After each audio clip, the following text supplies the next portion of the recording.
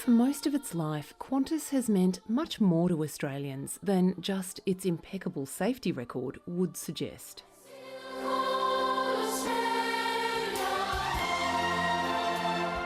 It's been a representation of something bigger, something about patriotism and pride. But the days when the ads had us weeping on the sofa have been replaced by something a bit more spiky. Hey bro, me and the boys had an idea for Mum's 60th.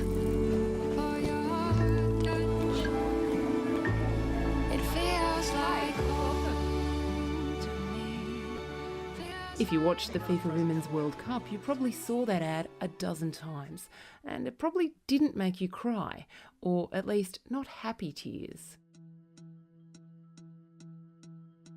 Qantas is having quite a week, quite a year.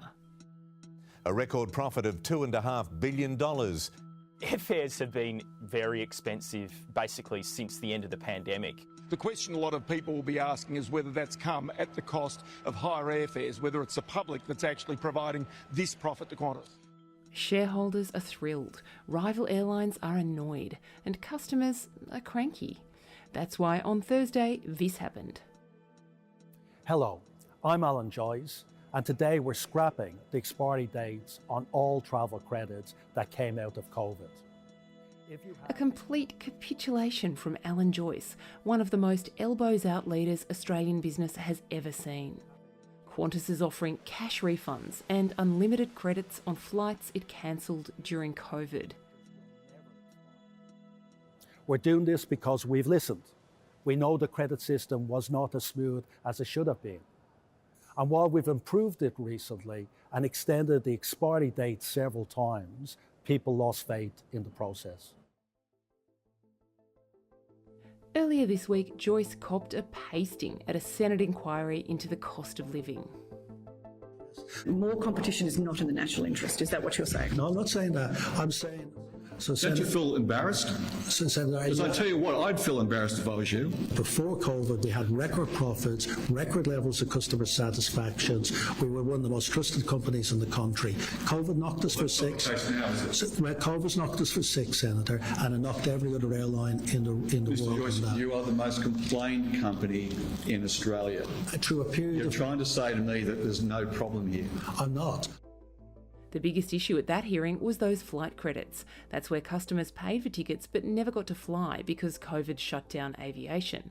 And although Qantas and its subsidiary Jetstar offered flight credits in return, many still haven't been claimed. They were due to expire on December 31, which means Qantas would have just kept that cash. They're worth more than $500 million, which is a mind-boggling sum. That's Robin Ironside, the Australian's aviation editor.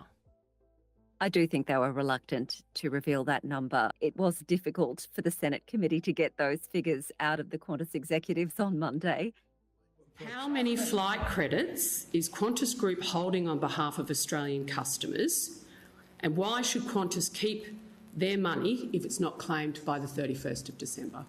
Again, can I finish the previous question, Senator? Because on Sydney-Canberra, we also need to address it. No, point of order, Chair. Yes. I have asked a new question and I need it answered. I'm very clear, Mr. Joyce. It took some doing, and to their credit, they did eventually get those figures out of them.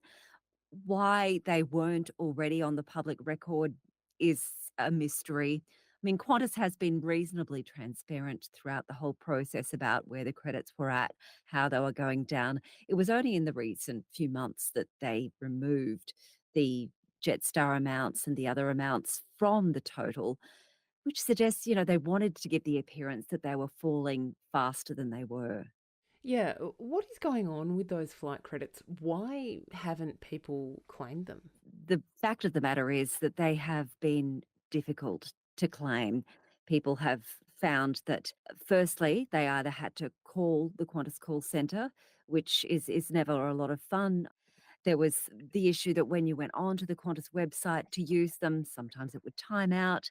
Often it would send you to a page where the airfares were higher if you were trying to redeem a travel credit than if you were trying to pay in cash.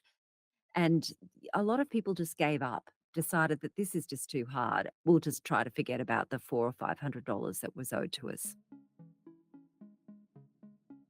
Now, the consumer watchdog is taking Qantas to court, alleging it advertised tickets for 8,000 flights in 2022 that had already been cancelled. Why would they do that?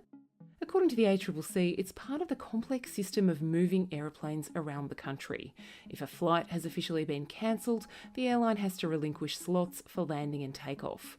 Here's what the ACCC says in a statement. We allege that Qantas's conduct left customers with less time to make alternative arrangements and may have led to them paying higher prices to fly at a particular time, not knowing that flight had already been cancelled. Qantas says it hasn't done anything wrong, and it was a victim of the disruption that's plagued aviation since COVID, staff shortages, border uncertainty, and problems with fleet availability.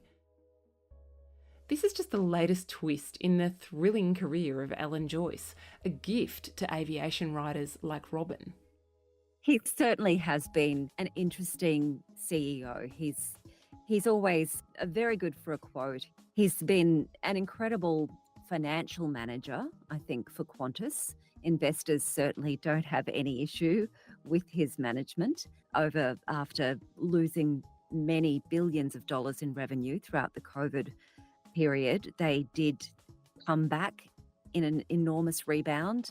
The half-year profit was a record, and then the full-year profit again was another record for them, which takes some doing, I think, after falling so far into the red.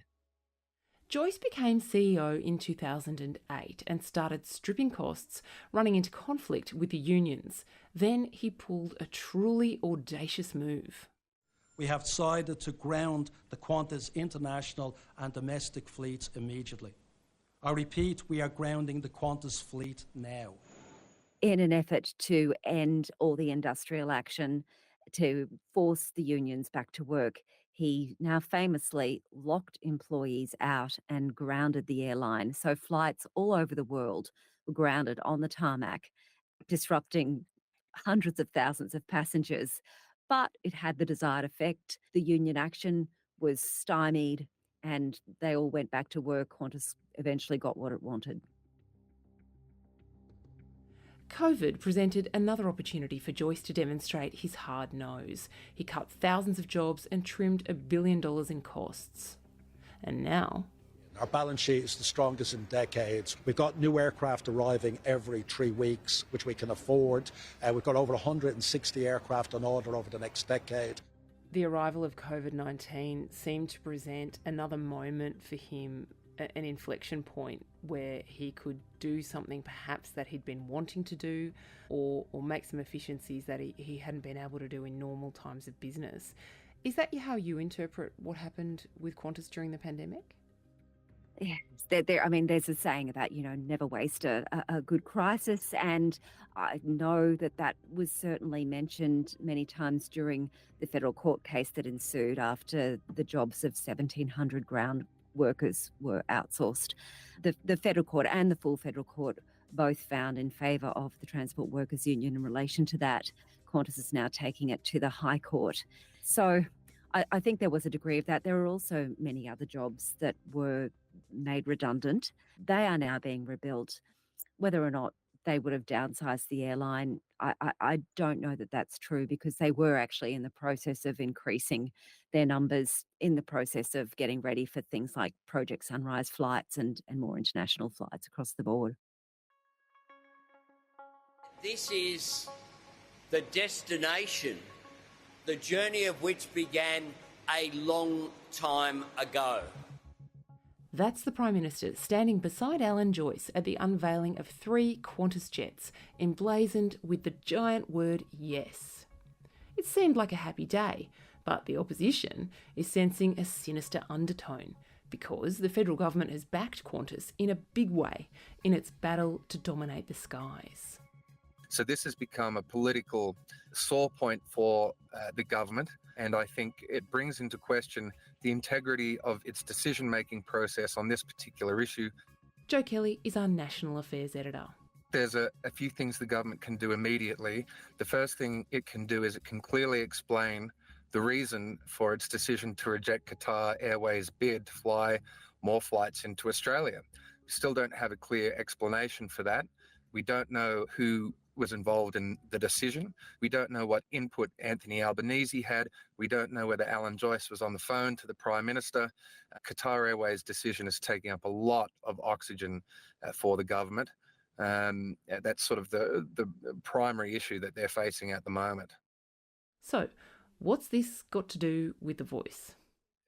The opposition leader has now called this a sweetheart deal done in secret between the Albanese government and Qantas, and the implication of that is that there was some sort of a trade-off where the government acted to defend Qantas and protect it from additional competition, and in return Qantas has joined the Yes campaign for The Voice, displaying the logos on 3 of its plane and providing transportation for members of that campaign. Peter Dutton's made clear that when Parliament returns next week, he's going to be pursuing that issue. So the optics do not look good.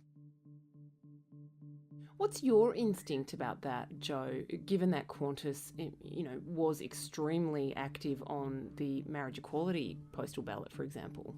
Well, I think it's fashionable for businesses these days to focus on ESG as a means of defending their brand, particularly if they are failing customers in other ways. Does Anthony Albanese lose a bit of bark when he stands next to Alan Joyce, probably the bête noire of Australia's union movement at the moment, internally within Labor?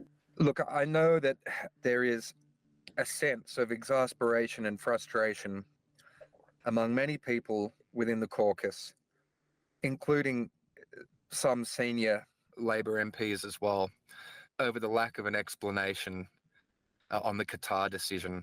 And there's a feeling that if this was a decision taken in the national interest, that it should be explained. And how hard could it be to just come out and explain what part of the national interest is threatened or put at risk by the bid? Joe Kelly is the Australian's National Affairs Editor. Come and have a drink with me, Hedley Thomas and Dave Murray in Brisbane on Wednesday night. It's a special panel talking about investigative journalism with an audience Q&A. You can find tickets at theaustralian.com.au.